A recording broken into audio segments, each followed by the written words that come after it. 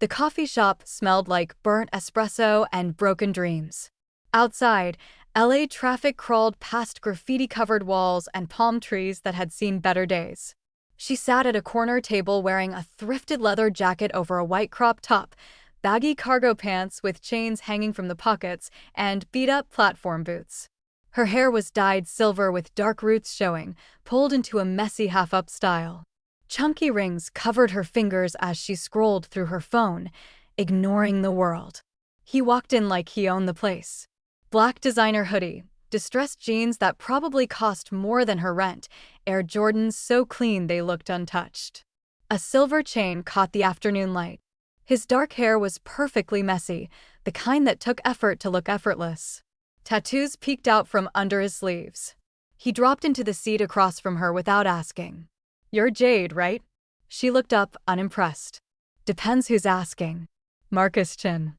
My manager got your number from someone who knows someone." "Cool story. What do you want?" He leaned back, studying her with eyes that had seen too much for someone barely in their 20s. "I need a girlfriend." She laughed. Actually laughed. "Did you just time travel from a bad rom-com?" "For 3 weeks. My label's throwing this huge industry showcase. They want me looking stable, settled, not like the mess the tabloids say I am.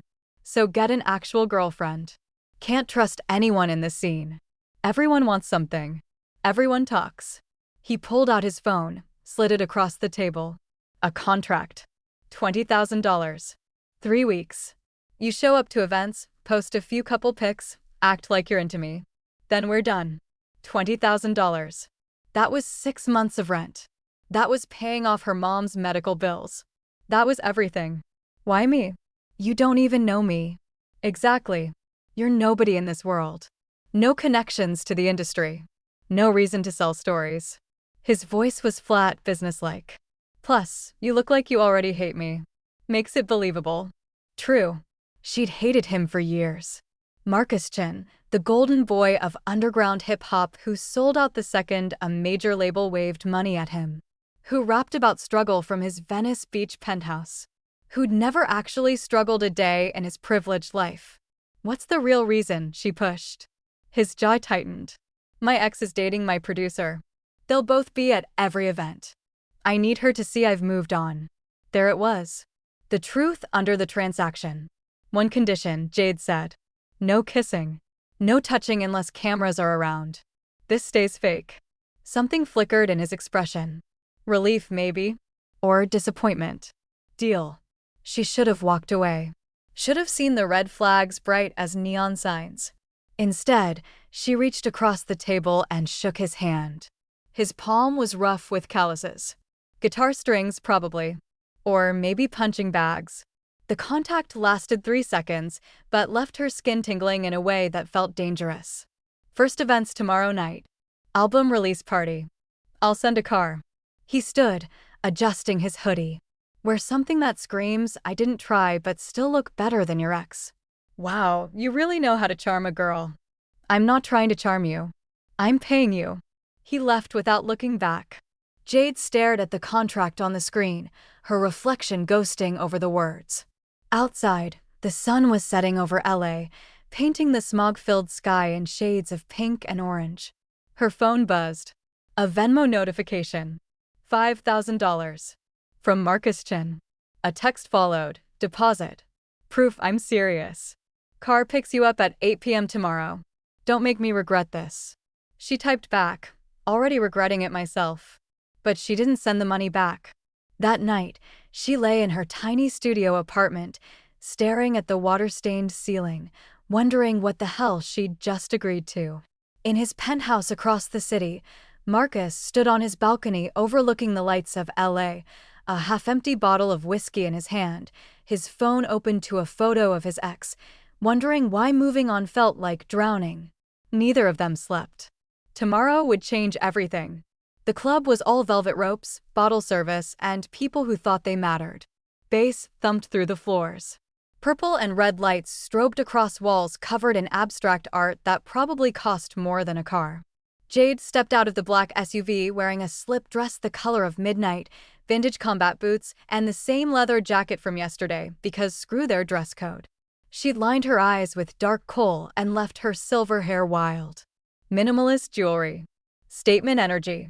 Marcus waited at the entrance in all black. Black shirt unbuttoned at the collar, black slacks, black Chelsea boots. The chain around his neck caught the light. He looked like money and heartbreak. "You're late," he said. "Traffic's not my problem." His eyes scanned her outfit. "You look good. Save it for the cameras." He offered his arm. She took it, hating how natural it felt. How warm. Inside, the party was chaos. Industry people air-kissing, influencers posing, everyone performing. A DJ spun tracks so loud thinking was impossible. "Stay close," Marcus said near her ear, voice cutting through the noise. "My ex is here." "Where?" "VIP section." "Don't look." She looked anyway. The girl was gorgeous. All curves in a gold bodysuit, long dark hair in waves, confidence radiating like a weapon. She was laughing with a guy who had his hand on her lower back. "That's your producer?" "Yeah." Marcus's voice was stone. "Dante. My best friend since high school." The betrayal was written all over his face, even behind the mask he wore. "How long ago?" "For months since I found out." "Year and a half since it started." Jade's stomach turned. "That's brutal." "That's life." He grabbed 2 drinks from a passing server, handed her one. "Let's give them a show." For the next hour, they played the part. His arm around her waist. Her hand on his chest during photos. Laughing at things that weren't funny. Whispering things that meant nothing. But the cameras ate it up. Then Dante approached. He was tall, wearing a designer tracksuit and arrogance. "Marcus, man. Good to see you." Marcus's whole body went rigid. "Dante. This your new girl?" Dante's eyes raked over Jade in a way that made her want to shower. Upgrade or downgrade from Arya? Can't tell. Jade felt Marcus about to explode. So she did what she'd never planned to do. She grabbed his face and kissed him. It was supposed to be quick. Performative. Fake. But his hands found her waist. Her fingers tangled in his hair. The kiss deepened, turned real, and for 5 seconds the club disappeared. When they broke apart, both breathing hard, Dante was staring. Arya was staring. Everyone was staring. "Definitely an upgrade," Jade said, voice steady even though her heart was racing. "Nice to meet you, though. Marcus has told me so much about you." The lie was smooth. The subtext was venom. Dante's smile faltered. He walked away without another word. Marcus's hands were still on her waist. "That wasn't part of the deal." "You're welcome. I didn't ask you to do that." "You were about to punch him." "Bad for your image." "I saved your career." He stared at her like he was seeing her for the first time. "Why?" "Because $20,000, remember? Can't get paid if you're in jail for assault." It was easier to lie than admit the truth. That watching him hurt made her want to hurt someone back. They stayed another hour. Played the perfect couple. But something had shifted. In the SUV ride back, neither spoke. His hand rested near hers on the seat, not touching but close enough to feel the heat. "You didn't have to do that," he said finally. "I know. But thank you." She looked out the window at LA blurring past. "Don't mention it." "Literally. Don't mention it." He almost smiled. "You're different than I thought." "Yeah, well, you're exactly what I thought." "And what's that?" "Broken." The word hung between them like a confession. The car stopped at her apartment building. Graffiti-covered walls, flickering streetlights, the smell of weed and regret. She reached for the door handle. "Jade." She turned back. "That kiss." His voice was rough. Was it real? She should have said no. Should have kept the lines clear. Instead she said, "Does it matter?" Then she was gone, disappearing into her building without looking back. Marcus sat in the SUV watching her window light up 3 floors above. His phone buzzed with notifications. Photos of them kissing already trending. The performance was working. So why did it feel like he'd just made the worst mistake of his life? He pulled up the contract on his phone. Scrolled to the clause about physical contact. Realized he'd just violated every boundary they'd set. "Drive," he told his driver. But he couldn't stop thinking about the taste of her lipstick. The way she'd kissed him like she meant it. Or maybe that was just wishful thinking from a boy who'd forgotten what real felt like. Upstairs, Jade stood in her tiny bathroom, gripping the sink, staring at her reflection. Her phone lit up with texts from the burner number he'd given her. "You okay? I'm sorry if I crossed a line. See you at the radio interview tomorrow. 2 p.m. I'll send details." She typed and deleted 5 different responses before settling on, "I'm fine. See you tomorrow." But she wasn't fine. Because that kiss had felt like coming home to a place she'd never been. And that terrified her more than any amount of money could fix. The radio station was glass and chrome, overlooking the city from the 15th floor. Morning light cut through floor-to-ceiling windows, too bright, too exposing. Jade showed up in ripped black jeans, a band tee she'd cropped herself, her leather jacket, and the same platform boots. Silver hoops in her ears. Hair in a slick ponytail. War paint for a battle she didn't want to fight. Marcus was already there in the green room, wearing a cream-colored hoodie, black joggers, and those same pristine Jordans. He looked like he hadn't slept. Dark circles under his eyes, hands wrapped around a coffee cup like it was the only thing holding him together. "Hey," she said. "Hey." He didn't look at her. "They're going to ask about us. About the relationship. I sent you a list of answers to keep the story straight." "I saw it." "Good." Silence. Heavy and wrong. "Marcus, about last night. It was for the cameras." "I know." His voice was flat. "We're good. Just stick to the script today." Except they weren't good.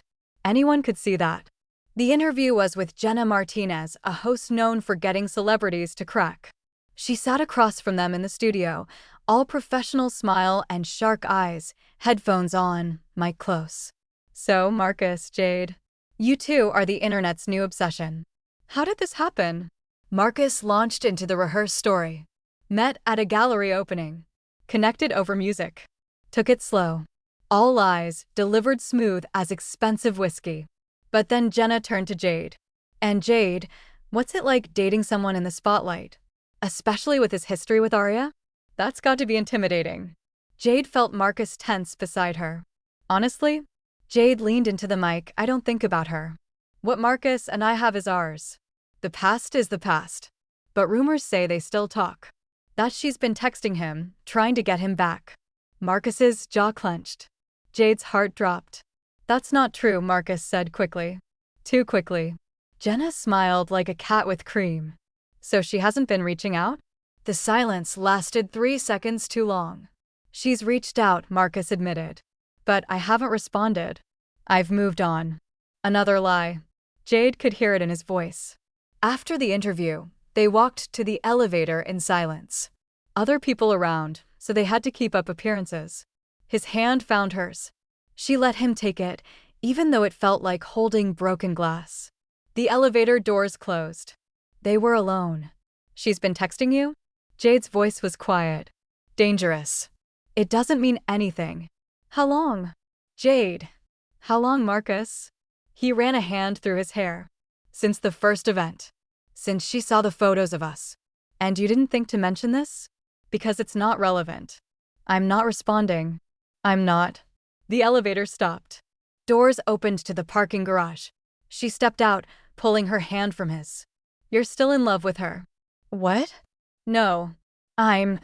Don't lie to me. I can see it all over your face every time someone says her name." He followed her to the SUV. "You don't know what you're talking about. Then show me your phone." "What?" "Show me. If you've got nothing to hide, show me the texts." His hesitation said everything. "That's what I thought." She opened the car door. "Jade, wait. Please." Something in his voice made her stop. "I am trying to move on," he said, and his voice cracked. "I'm trying so hard. But she was everything to me. She and Dante were my whole world, and they both—" He stopped, swallowing hard. "Do you know what it's like to lose everyone you love in one night?" The pain in his eyes was raw. Real. "Yeah," Jade said quietly. "I do." For a moment, they just stood there in the concrete tomb of the parking garage, 2 broken people pretending to be whole. "My dad," she continued, "died when I was 16. Heart attack. One day he was there, next day he wasn't. Mom's been sick ever since. Medical bills piled up. I've been drowning for 4 years." She met his eyes. "So yeah, I know what it's like to lose everything." Marcus stared at her like seeing her for the first time. Again. The money, he said slowly. It's for her. Your mom. 20,000 covers 6 months of treatment. Buys me time to figure out the rest. Why didn't you tell me? Because it's not your problem. This is a transaction, remember? You pay me to play pretend. That's all this is. But even as she said it, she knew it was a lie. They got in the SUV. Drove in silence. Halfway to her apartment, Marcus's phone buzzed. He glanced at it. His whole face changed. What? Jade asked. He showed her the screen. A text from Arya. I miss you. Can we talk? Please. I made a mistake. Jade's stomach twisted. What are you going to do? Marcus stared at the message like it was a bomb. I don't know. You're going to see her, aren't you? No. But he couldn't finish the sentence. Pull over, Jade said. What? Pull. Over. The driver pulled to the curb. They were in some random neighborhood, houses and palm trees and a sky turning purple with sunset. Jade turned to face him. You want to know why I really took this deal? For your mom. You just said. That's part of it. But the other part. She laughed, bitter. I wanted to prove that I could do it. That I could be close to someone and not feel anything. That I could be cold and transactional and smart. Her voice dropped. But I can't. Because somewhere between that fake coffee date and that very real kiss, I started actually caring about you. And I hate myself for it. Marcus went still. So here's the new deal, Jade continued. You want to go running back to the girl who destroyed you? Fine. I'll finish out the 3 weeks. I'll play my part. But don't ask me to care when she breaks your heart again. Because I'm done pretending this doesn't hurt. Jade. She opened the door. Keep the money. I'll see you at the next event. Where are you going? To remember why I don't let people in. She slammed the door and walked away, her boots echoing on the pavement, her heart cracking with every step. Marcus watched her disappear around a corner. Looked down at his phone. At Arya's message. He could respond. Could run back to familiar pain. To the girl who'd made him believe in love before teaching him what betrayal tasted like. Or he could chase the girl who'd just walked away. The one who'd kissed him like she meant it. The one who was real in a city full of fakes. His thumb hovered over the keyboard. In that moment, the entire trajectory of his life balanced on a single choice. And he had no idea which way to fall. 3 days of silence. Jade went to the required events. The gallery opening where she wore all black and avoided his eyes. The industry mixer where they took photos with frozen smiles. The album listening party where she stood next to him like a beautiful statue and felt nothing. He tried to talk to her. She shut him down every time. Not now. We're working. Smile for the camera. Professional. Cold. Exactly what he'd paid for. On the 4th day, his manager called her. There's a problem, Trevor said.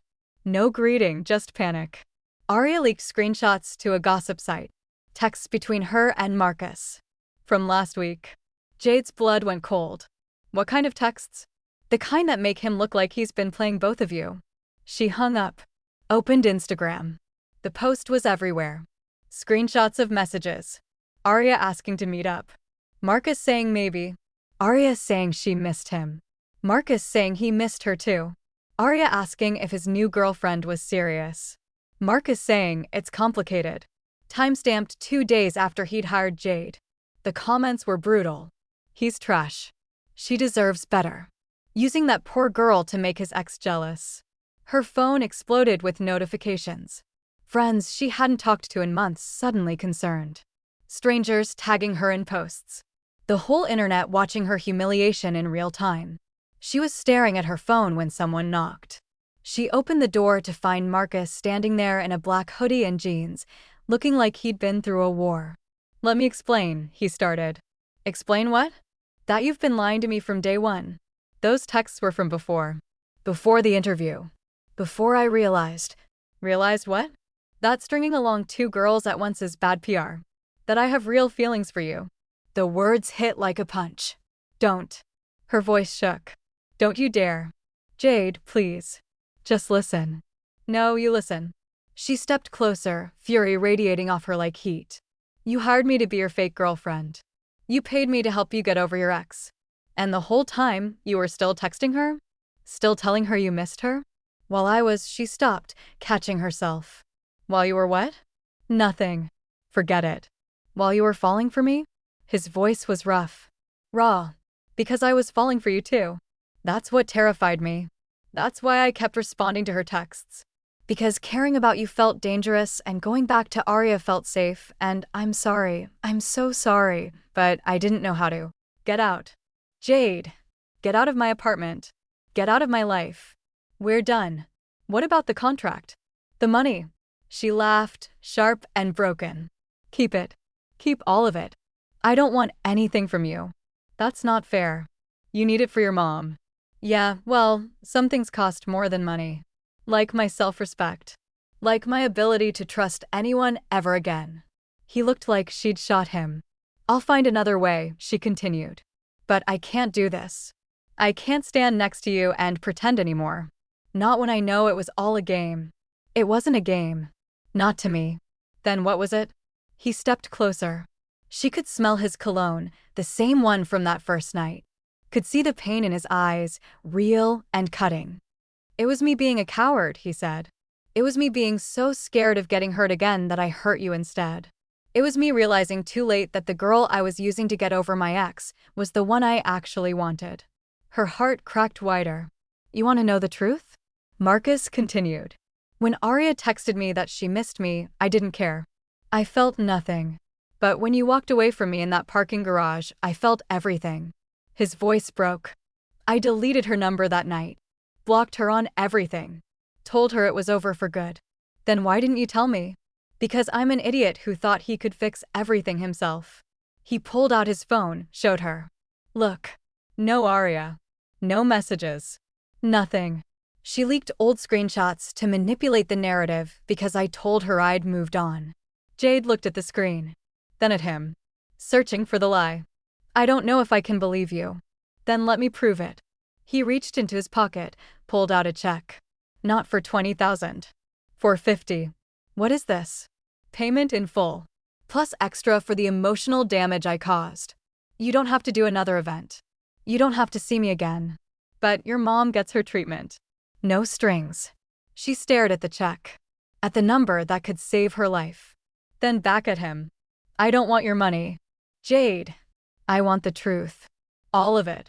No more games. No more performance. She met his eyes. Did you ever actually care about me? Or was I just convenient? The question hung in the air like smoke. Marcus took a breath. Released it slowly.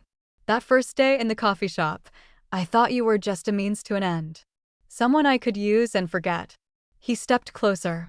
But then you showed up to that party looking like you'd rather die than be there, and you insulted my producer to his face, and you kissed me like you were trying to prove something to yourself. Another step. And I realized you weren't convenient. You were dangerous.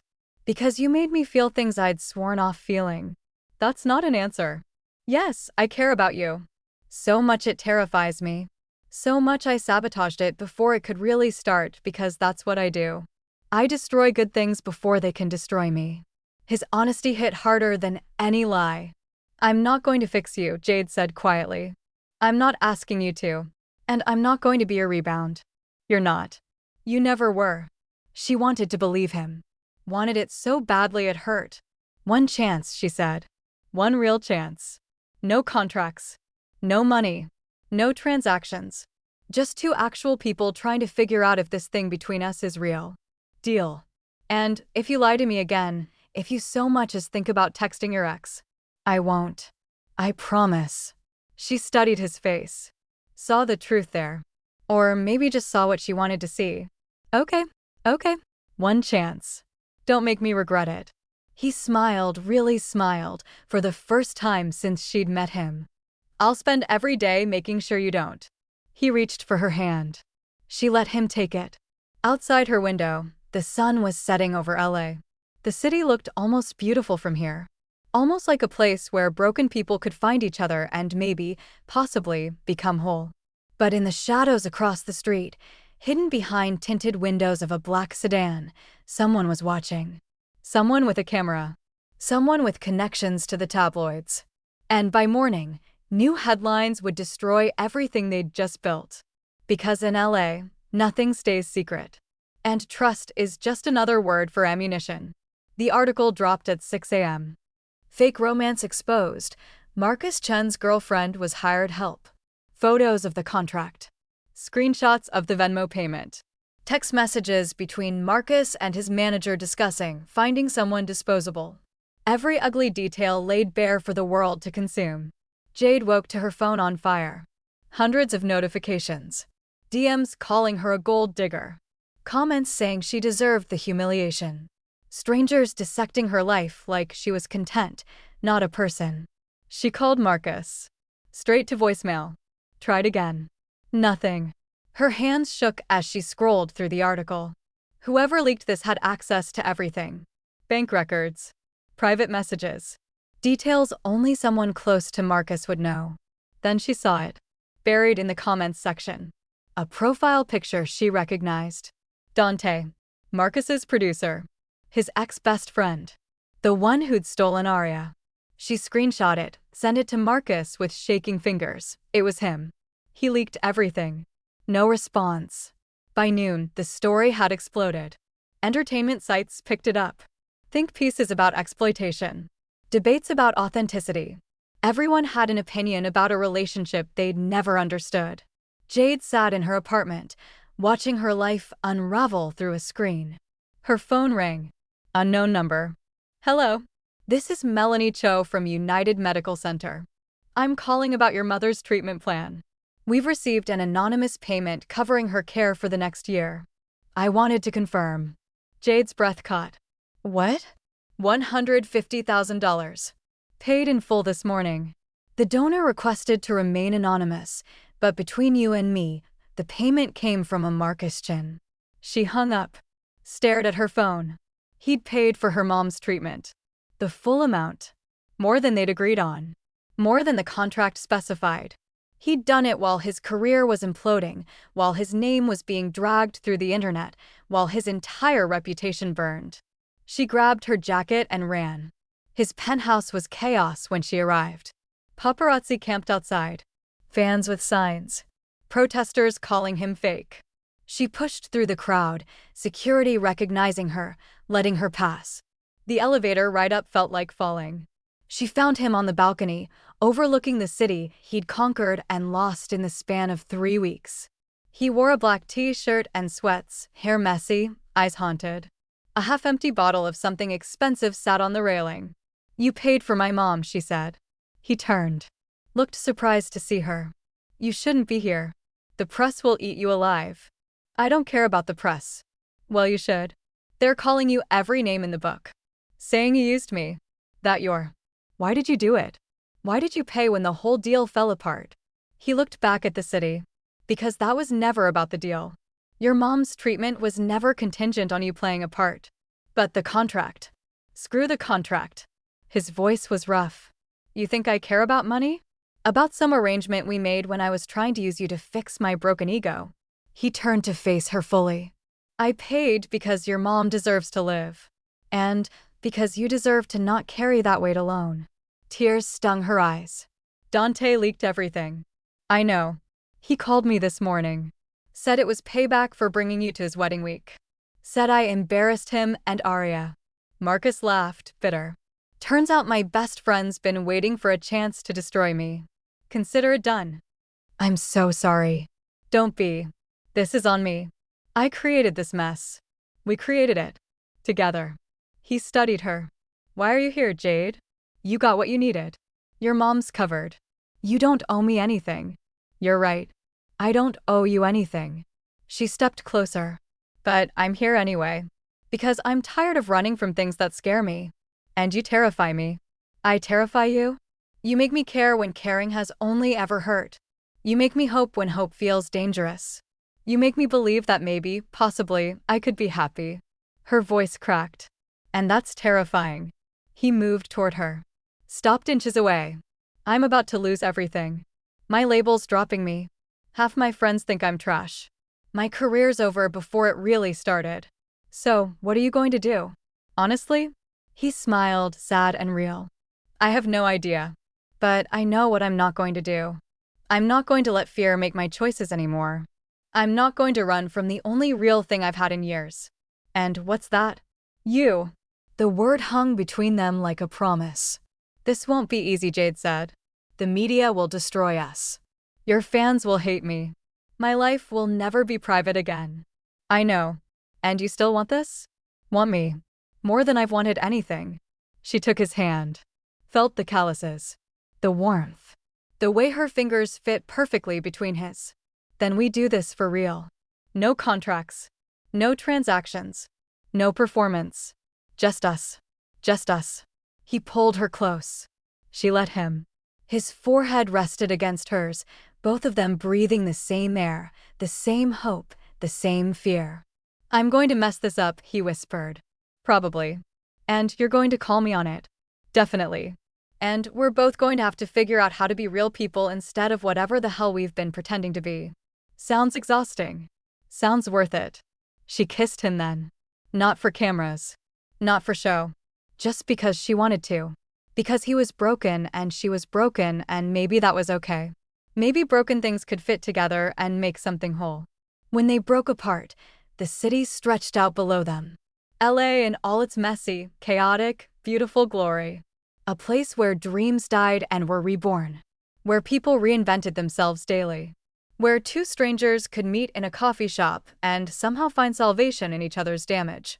What happens now? She asked. Now. He smiled. Now we figure it out. Together. She smiled back. Together. 6 months later. The small venue in Echo Park was packed. Underground show, the kind where real music happened.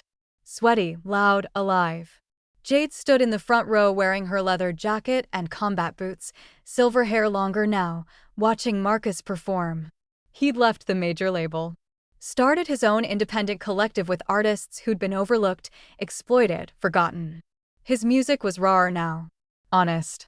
Songs about betrayal and healing and finding love in unexpected places. She caught his eye during a verse. He smiled, real and bright.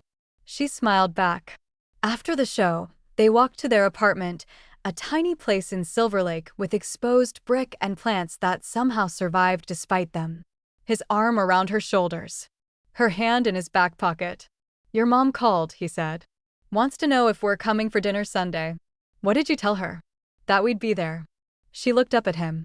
At this boy who'd been a transaction and became a choice. Who'd paid for her mother's life and asked for nothing in return. Who'd lost everything and built something better from the ashes. I love you, she said. He stopped walking.